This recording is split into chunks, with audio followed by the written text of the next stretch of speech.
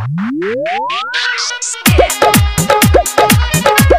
आप सुन रहे हैं RPR रिकॉर्डिंग स्टूडियो की शानदार प्रस्तुति।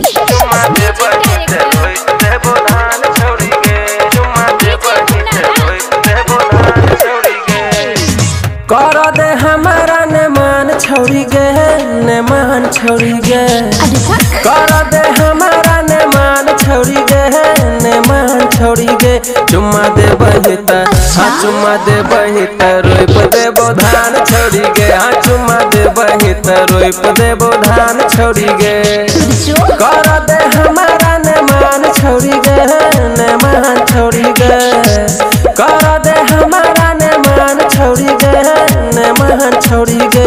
चुम्मा दे बहिता, हाँ चुम्मा दे बहिता, रोप दे धान छोड़ी गे। हाँ चुम्मा दे बहिता, रोप दे धान छोड़ी गे। अभी आप सुन रहे हैं RPR रिकॉर्डिंग स्टूडियो की धमाकेदार प्रस्तुति।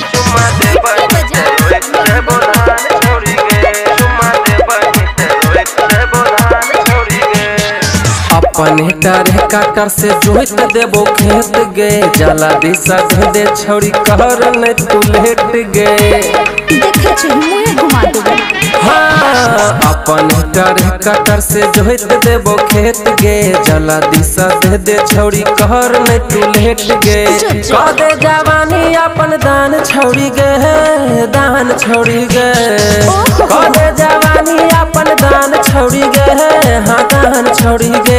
चुम्मा दे बहिता, हाँ चुम्मा दे बहिता, रोप देबो धान छोड़ी गे। हाँ चुम्मा दे बहिता, रोप देबो धान छोड़ी गे। Mix by RPR recording studio Sardi Sundarpur.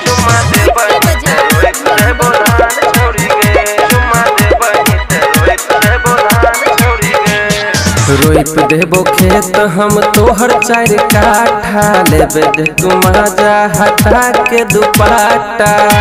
देखे छी मुंह घुमा देबो। हाँ हाँ रोप देबो खेत हम तोहर 4 काठा। लेबे दे तू मजा हटा के दुपट्टा। ओम प्रकाश के बात मान छोड़ी गए, हाँ मान छोड़ी गए।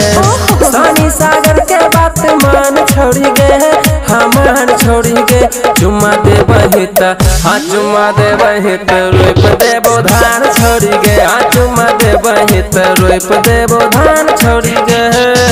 कर दे हमारा ने मान छोड़ी गे, ने मान छोड़ी गे।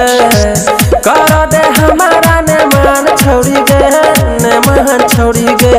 चुम्मा दे बहिता, हाँ चुम्मा दे बहिता, रोप देबो धान छोड़ी गे। हाँ चुम्मा दे बहिता, रोप देबो धान छोड़ी गे।